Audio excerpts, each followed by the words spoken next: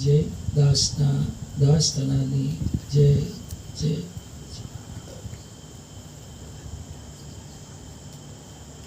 દિવ્ય દેહ બિરાજમાન શ્રી ઠાકોરજી અક્ષર પુરુષોત્તમ મહારાજ,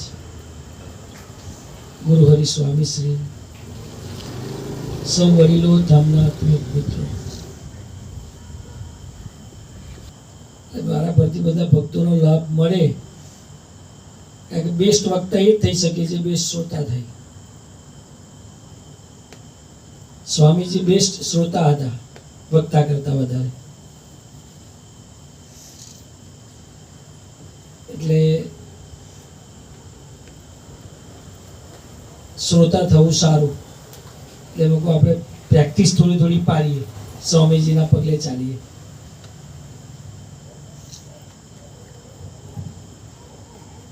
ખૂબ સરસ બધાએ પોતપોતાની રીતે પોતાની વાતો, સ્વામીજી સાથેના સંબંધો, સ્વામીજીના આત્મીય સ્પર્શનું આપણને સૌને દર્શન કરાયું.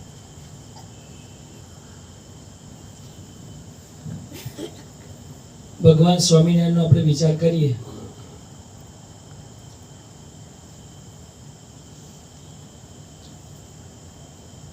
મનન કહી ગયો. કેટલી ઉંમર પહેલા તારી? 10 years.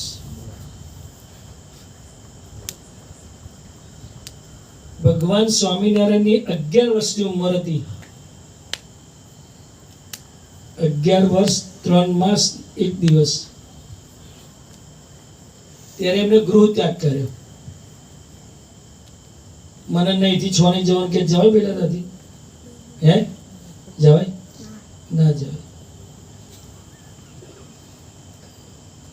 વિચાર કરીએ આપણે.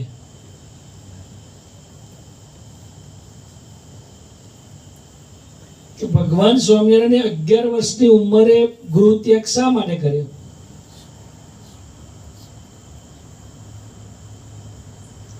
આ 11 વર્ષની ઉંમરે પૂર અત્યારે તમે ટીવીમાં જુઓ,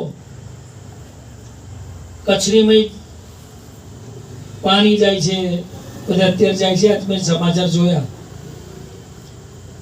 તો સરયુ નદીની કેટલું મોટું પૂર આવેલું, એમાં ઝંપલાયું. ગામની બહાર નીકળી 11 વર્ષનું છોકરું શું કરે? પહેલા તો નીકળે જ નહીં, રાતે નીકળે અશ્વિનભાઈ?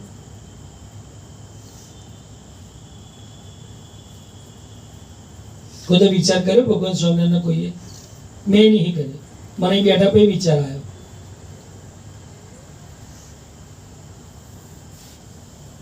ગૂગલ ને મેં બધું બહુ મૂકેલું, પણ કોઈ વાંચ્યું કોઈ આપણે? પૈસો મારો પરમેશ્વર, બાયડી મારો ગુરુ, છૈયા છોકરા સંત સમાગમ, કોની સેવા કરું મહારાજ? સ્વામીજી એટલે કહેતા હતા 8 કલાકનો તમારો સ્વધર્મ અદા કર્યા પછી શું? સ્વામીજી તો 3 કલાક સ્વાધ્યાય ભજન કહેતા હતા, પણ 3 કલાક આપણે કરી જ નહીં શકતા.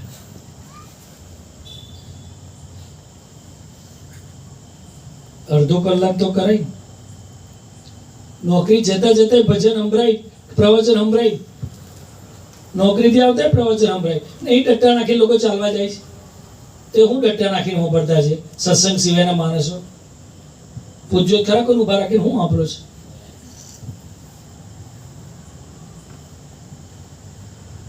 શું વાપરતા છે?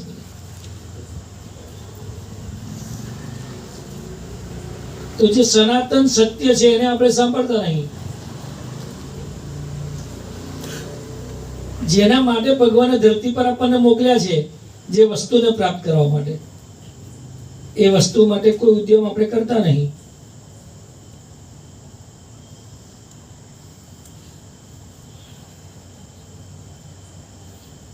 અગિયાર વર્ષની ઉંમરે ભગવાન સ્વામિનારાયણ ઘરેથી ગૃહ ત્યાગ શા માટે કર્યો? અને કેટલા વર્ષ વન વિચરણ કર્યું? 7 વર્ષ 1 માસ અને 1 દિવસ. 7 વર્ષ જંગલમાં ફર્યા. 11 વર્ષનું છોકરું કેટલું હોય? કદાચ હાઈટ વધારે હોય તો કેટલું થાય? તારું કેટલું હોય? હા, 14 વર્ષ છે.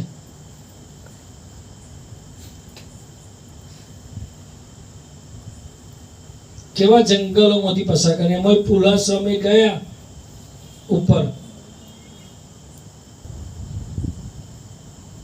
એમાં જે તપસ્યા કરી, એમને ધ્યાન કરી, તો શું ખાધું શું પીધું એ રહસ્ય જો અકબંધો જ છે. વન ઉકલ્યા જ છે. મિસ્ટિક ઇન્ડિયા જોઈ લેજો, ના જોયું ફરી, ખૂબ સરસ બનાવ્યું છે. કેવા પુરુષ એ આપણને ગ્રહણ કર્યા છે, કેવા પુરુષની ગોદમાં આપણે બેઠા છે. જો એના મહિમાનો વિચાર સહેજ પણ આવે ને તો આપણો ઉમંગ ને આનંદ ક્યારે ઓછો ન થાય.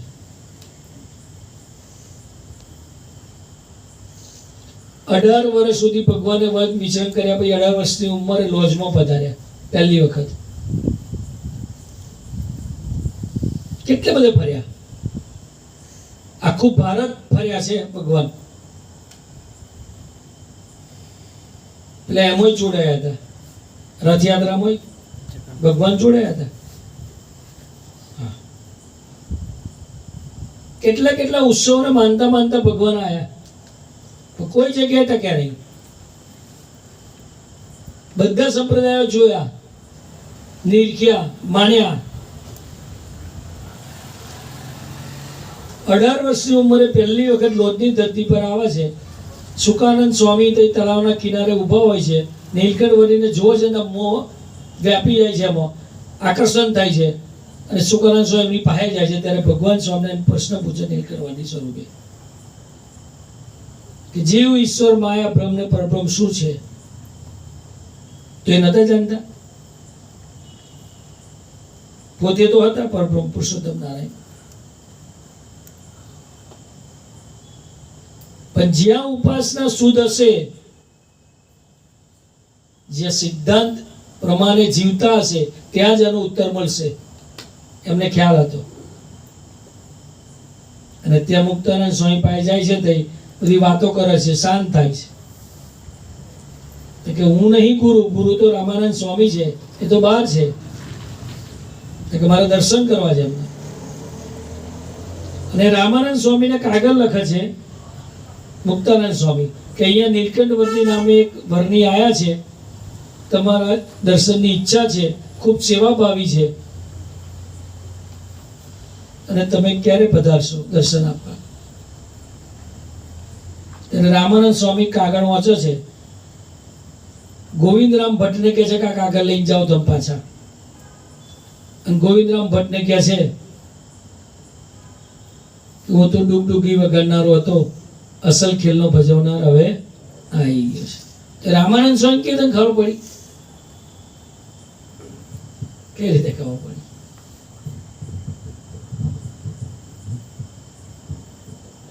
અને એ રામાનંદ સ્વામી આવે છે, દર્શન કરે છે, બધું કરે છે. એ પહેલા આવો અમારા મેહુલભાઈ નું ઘર કેવું જોડે જોડે છે. વચ્ચે દિવાલ અમે નહીં રાખી, વચ્ચે જગ્યા રાખી છે. પહેલેના ઘરો ગામડામાં જોજો, બધા જોડે જોડે એક જ દિવાલે હોય. એકનો કરો હાલે તો બીજાનો પડે. 14ની દિવાલ ચાલેલી હોય નહીં કલ્પેશભાઈ? હા, અંદર ગોખલા હોય મૂકેલા હોય, કબાટો અંદર જ હોય, દિવાલની અંદર જ.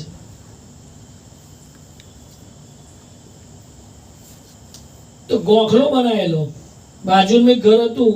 સવારમાં ચૂલો હરગાવ દેવતા કઈથી લાવ? સંતો થોડા કઈ પેટી રાખે, એટલે બાજુથી ચૂલો હરગતો હોય, જેથી પેલા કોલસા આલે દેવતા મૂકે, ગોખલામાંથી લઈને આ બાજુ સંતો ચૂલો હરગાવે એમનો. ભગવાન સ્વામિનારાયણ જોયું કે આ દિવાલમાં છિદ્ર નથી, આ તો ધર્મમાં છિદ્ર છે, બંધ કરી દો. નાનું મોટું છોકરું 18 વર્ષની ઉંમરનું, પેલા તો ધીમે ધીમે સંતો આશ્રમમાં હતા. તો આવી વિચક્ષણ બુદ્ધિ ભગવાન સ્વામિનારાયણની 18 વર્ષની ઉંમર હતી કે આ ધર્મમાં છિદ્ર છે, દિવાલમાં નથી. એ સામર્થ્ય કેવી. બીજી બધી તો વાત નહીં કરતા આપણે. 9 લખા પર્વતમાં 9 લાખ સ્વરૂપે દર્શન આપ્યા એની વાત નહીં કરતા. કોકને ફળ ખવડાવી નિષ્કામી કરી દીધો એની વાત નહીં કરતા આપણે. એક મંદિરમાં 18 વખત ઉઠાડ્યા ભગવાનને, આ જગ્યાની આ જગ્યાની આ જગ્યા, કારણ કે છોકરું જ હતું નાનું. અને 18 વખત પછી પૂછ્યું था कि इस पुट जिसका कोटि योजन पृथ्वी जिसका आसन है, इसके छोटे से 2 पुट का आसन की क्या जरूर है, इस पुट का क्या सम्मान. વિચાર કેટલા કેટલા પ્રલોભના રાજાએ આપ્યા તોય એ ના લીધા. અને ભગવાન સ્વામિનારાયણ શુદ્ધ ઉપાસના સ્થાપવા માટે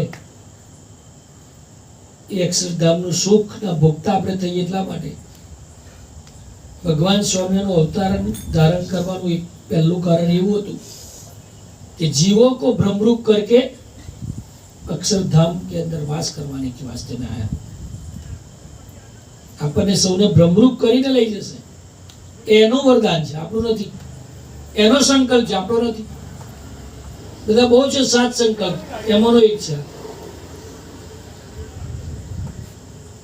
અને એ ભગવાન સ્વામીએ તપસ્યા કરી શાની માટે? શાની માટે કરી? તો ભગવાન સ્વામીને કરુણા વરસાવતા એક જ પરવાની ઉચ્ચારી કે મેં જે કઈ તપસ્યા કરી છે એ મારા યોગમાં જે જે ભક્તો આવશે એના જીવનમાં ધર્મ, કામ, અર્થ ને મોક્ષ દિન દિન પ્રત્યે વૃદ્ધિને પામે એટલા માટે મેં તપસ્યા કરી છે. વિચારો તો, એને તપસ્યા કરવાની જરૂર હતી? એ તો સ્વયં સુખી હતા. આપણને બધાને તપસ્યાનું પુણ્ય વેચ્યું ત્યારે તો આપણે સત્સંગમાં તકીએ છે, ત્યારે તો આપણને સભામાં આવવાનું મન થાય છે. બાકી આ જીવ કોટી કદથી બંધાર્યું કરતો આવ્યો છે. સભામાં આવવાનું ગમે કોઈ? ના કહ્યું કમલભાઈએ મનને મારીને આવવું પડે ભાઈ. પોતાની મનગમતી વસ્તુ છોડીને આવવું પડે સભા. પોતાનો ધંધો હોય છોડીને આવવું પડે સભા.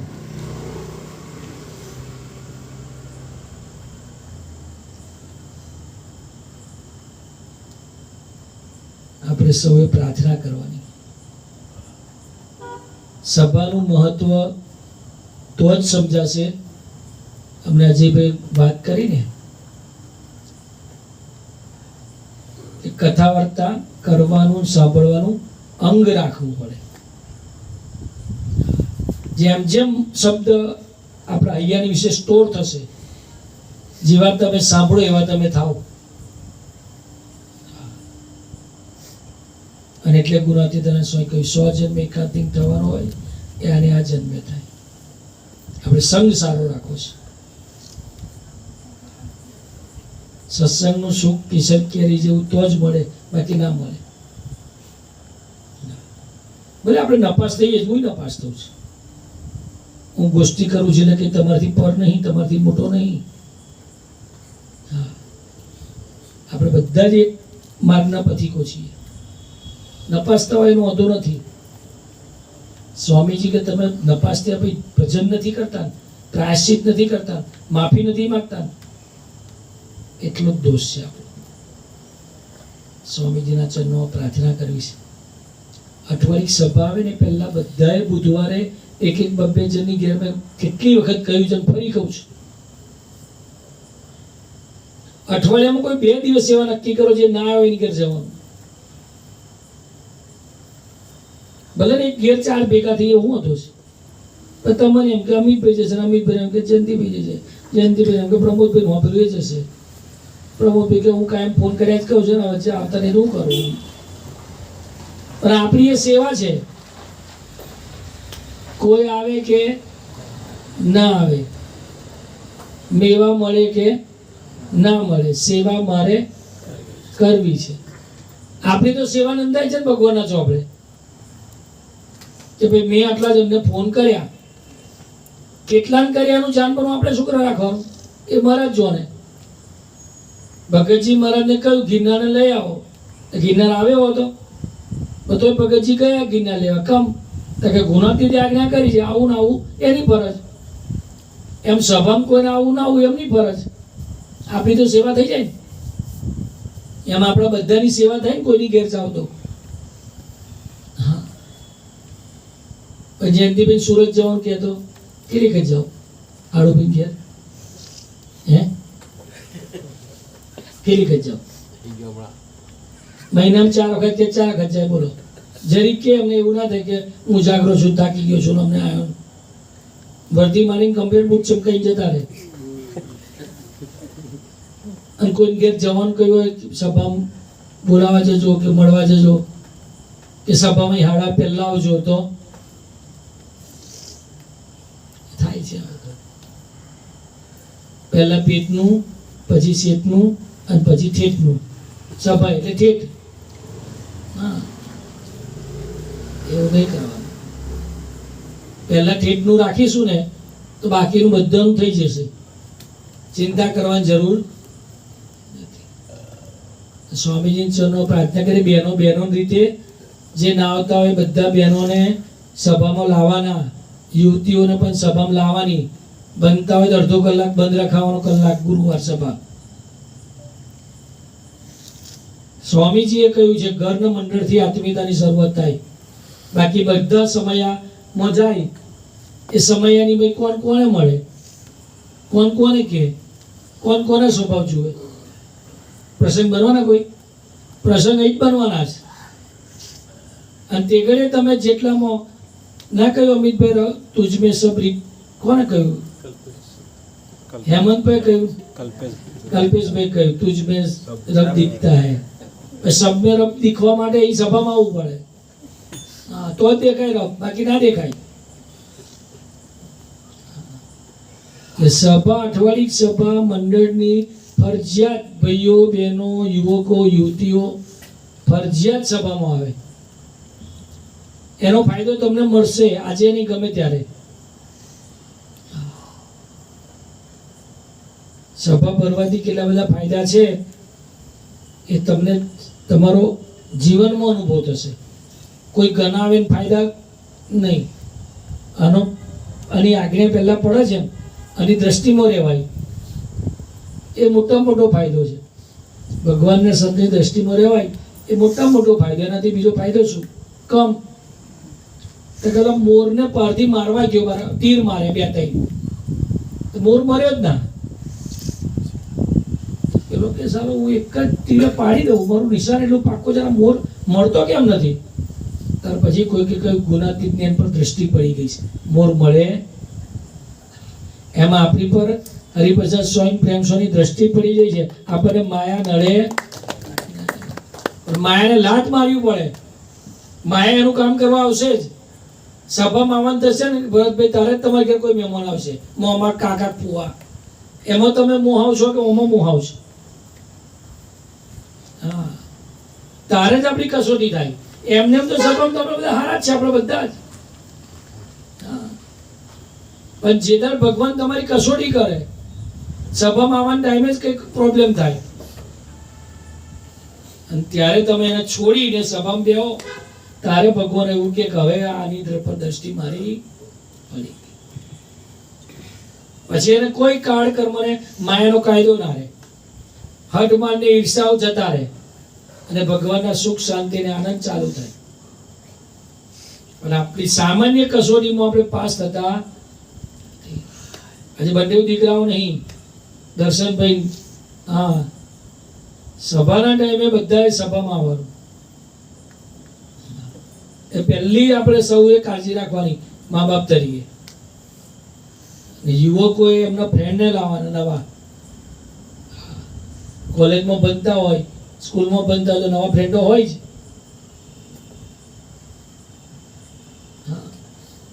જોઈ તારે હોય ભાઈબંધને લાવવાને લાવાય. હા, એવું નહીં આપણે ના લાવાય. એવું આપણે દરવાજો ખુલ્લો જ રાખીએ છીએ. બધાએ ફ્રેન્ડને એક લાવવા જોઈએ. પ્રથમ કઈ ગયા છે? પ્રથમ કુમાર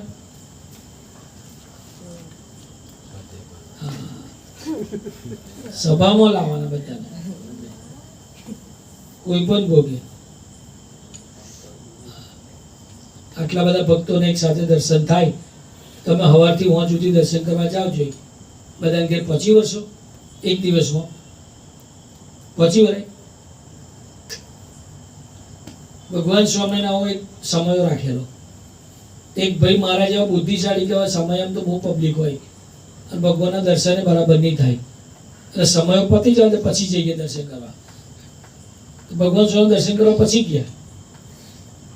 ભગવાન સ્વામી કહ્યું કે કઈ ગયા હતા પ્રભુ, દેખાયા નહીં સમયમાં, તમારા દર્શન ના થયા? કે જવા દે મહારાજ, સમયમાં તો કેટલી બધી પબ્લિક હોય, તમારા દર્શન ના થાય બરાબર, એટલે મને એમ કે સમય પછી જવું તો શાંતિથી દર્શન થાય. એટલે ભગવાન સ્વામી મુક્તાનંદ સ્વામી બોલાયા. મુક્તાનંદ સ્વામી કહ્યું કેટલા ગામના હરિભક્તો આવ્યા હતા સમયમાં? કે મારા 15 ગામના સભામાં સમયમાં હરિભક્તો આવ્યા હતા. તો કે 15 ગામના હરિભક્તોનું લિસ્ટો બનાવો અને આ ભગત ત્યાં આવો, દર્શન બધાને કરી આવે પછી મારા દર્શન કરવા આવે. 6 મહિને ભગત આવ્યા પાછા. આ સભા એક બીજાના દર્શન, આ અનિમય તરફ દેખવાના છે, અનિમય ભગવાન દેખવાના છે. અનિમય હરિપ્રસાદ સ્વામીનું સ્વરૂપ માનો છો, અમજ પ્રેમસ્વરૂપ સ્વામી મારા દેખાવા જોઈએ. બધા દેખાવાના ચાલુ થાય એકમાં, એટલે બીજામાં દેખાય, બીજામાં દેખાય, એટલે બધામાં દેખાય, બધામાં દેખાય, એટલે આખા પ્રદેશમાં દેખાય. જ્યાં જોયું ત્યાં રામજી, બીજું ના પાસે રહે, એ અવસ્થામાં પહોંચી જઈએ એટલે સુખ્યા થઈ ગયા. આટલી ઈજી સાધના છે અને છતાં આપણે પાડી શકતા નથી. કોઈક એવું મનમુખી જીવન છે, કોઈક એવી માનીતા છે, કોઈ એવા સત્યો છે, કોઈ એવી સમજણો પોતાની રીતની મૂકી છે, જેથી ભગવાનની સમજણ પ્રથમ 27ની આપણા હૈયાની વિશે સ્થિર થતી નથી. અખંડ નિવાસ કરીને રહે. પ્રથમનું 27, પ્રથમનું 67. મોટા પુરુષને જેવા જાણો એવા તમે થાઓ, એના જેવા ગુણ આયા. અને ગુણ ક્યારે આવે? અનિમય કોઈની મેં જોયા જ ગુણ આપણે? કે મમરાની ગુણો જોઈ છે? દરેકના ગુણો વિચારવા પડે. એ પોઝિટિવ દ્રષ્ટિ આવે ક્યારે? તો આવી સભામાં આવો ત્યારે, કથા વાર્તા સાંભળવાનું અંગ રાખો ત્યારે. સ્વામીજીના ચરણો પ્રાર્થના કરીએ. હે સ્વામીજી, અમે સૌ આપણે જે ગમે છે એ રીતે આત્મીયતાથી અને આપણે ગમે છે એવી યુવા પ્રવૃત્તિમાં અમે સૌ તને મને ધને અને આત્માએ કરીને અમે અમારું પહેલા ડાળીઓ લઈએ અને આપે કરેલી આજ્ઞા યુવા સેવા એમાં પણ અમે સર્વોપરી નિમિત્ત મધ્ય 28 પ્રમાણે એ વચનામૃતને આદર્શ રાખીને કેવળ ભગવત પ્રસન્નતાને અર્થે પોતાના કલ્યાણને માટે તમે રાજી થાઓ એવી ભાવનાથી અમે સૌ સેવામાં કટિબદ્ધ થઈ અમારું આખું વાસના મંડળ એવા સમસ્રોધોની એકતાથી હા કરતા અને હોલા ઉપાડ કરતા કરતા દાસ ભાવે આપના કાર્યમાં સર્વોપરી નિમિત્ત બનવા માટેનું અમને સૌને બળ બુદ્ધિને શક્તિ આપજો. એ જ પ્રાર્થના સજાનંદ સ્વામી મહારાજ.